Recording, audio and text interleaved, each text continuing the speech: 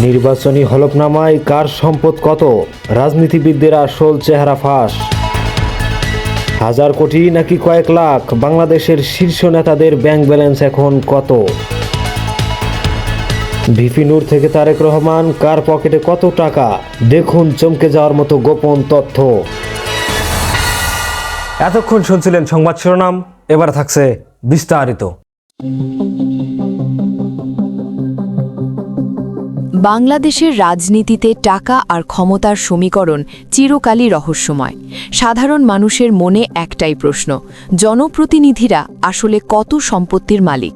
নির্বাচনী হলফনামায় তারা যা দেখান তার সাথে বাস্তবের মিল কতটা? আজ আমরা অনুসন্ধান করব জনপ্রিয় রাজনৈতিক নেতাদের প্রকাশ্য এবং অপ্রকাশ্য সম্পদের খতিয়ান। চলুন দেখা যাক 2026 সালের এই রাজনৈতিক আবহে কে কত টাকার মালিক। প্রথমে নজর দেব নতুন প্রজন্মের নেতাদের দিকে। শুরুতেই আলোচনা করা যাক 2024-এর গণ অভ্যুত্থানের নায়ক ও বর্তমানে জাতীয় নাগরিক কমিটির নেতাদের নিয়ে। সার্জিস আলম উত্তরবঙ্গের এই কৃতি সন্তান এবং এনসিপির অন্যতম সংগঠক। তার নির্বাচনী হলফনামায় বার্ষিক আয় দেখানো হয়েছে 9 লাখ টাকা, তবে আয়কর রিটার্নে তা 28 লাখ টাকার উপরে।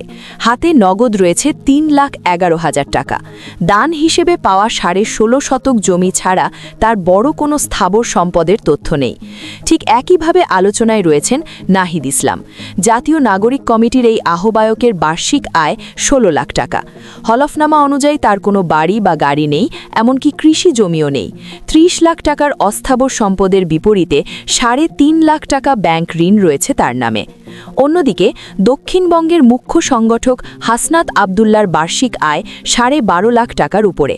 অর্থাৎ ছাত্রনেতাদের হলফনামা বলছে তারা এখনও মধ্যবিত্তির জীবনই যাপন করছেন। কিন্তু অভিজ্ঞ রাজনীতিবিদের হিসেবটা একটু ভিন্ন। এবার আসা যাক ভিপি নুরুল হক নূরের কাছে। সাধারণ ছাত্র থেকে নেতা হওয়া নূরের মোট সম্পদের পরিমাণ সরকারি হিসেবে প্রায় 90 লাখ টাকা, কিন্তু তার নামে 3 কোটি টাকার অফিস কেনার চুক্তি নিয়ে একসময় ব্যাপক বিতর্ক তৈরি হয়েছিল। যদিও বিতর্ক ওঠার পর তিনি চুক্তিটি বাতিল করেন, তবে জনমনে প্রশ্ন রয়েছে, ভিপি নূরের আসল সম্পদ কি তবে 10 কোটি ছাড়িয়ে গেছে? ধর্মীয় রাজনীতির পরিচিত মুখ মুফতি সৈয়দ মোহাম্মদ ফয়জুল করিম বছরে মাহফিল থেকে 4 লাখ এবং ফ্ল্যাট ভাড়া ও শিক্ষকতা থেকে সব মিলিয়ে প্রায় 14 লাখ টাকা আয় করেন। তার হলফনামায় তার মোট সম্পদ 3.5 কোটি টাকার ঘরে থাকলেও বেসরকারি হিসেবে দাবি করা হয় তার সম্পদের পরিমাণ 20 কোটি টাকার কাছাকাছি। একইভাবে মাওলানা মামুনুল হকের বার্ষিক আয় 13 লাখ টাকা এবং স্থাবর অস্থাবর মিলিয়ে প্রায় 2.25 কোটি টাকার সম্পদ রয়েছে। তবে সবচেয়ে আলোচিত হল শীর্ষ 2 রাজনৈতিক দলের নেতাদের সম্পদ। বিএনপি মহাসচিব মির্জা ফখরুল ইসলাম আলমগীরের হলফনামা বলছে তার সম্পদ মাত্র 4 কোটি টাকার কিছু বেশি, অথচ কিছু বেসরকারি সূত্র ও সামাজিক মাধ্যমে তার সম্পদের পরিমাণ 1000 কোটি টাকা বলে দাবি করা হয়, যদিও এই তথ্যের কোনো সুনির্দিষ্ট আইনি প্রমাণ মেলেনি। সবশেষে আলোচনা যার নাম ছাড়া অসম্পূর্ণ, তিনি হলেন তারেক রহমান। হলফনামা অনুযায়ী তার নিজের নামে কোনো বাড়ি বা গাড়ি নেই।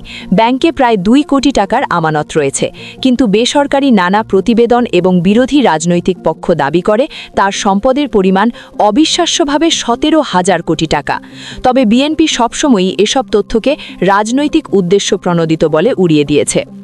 নেতাদের হলফনামার তথ্য আর সাধারণ মানুষের ধারণা, এই দুইয়ের মাঝে ফারাক অনেক। প্রশ্ন থেকেই যায়, এই অঢেল সম্পদের উৎস আসলে কি? মিথিলা ফারজানা, উত্তরবঙ্গ 24 টিভি।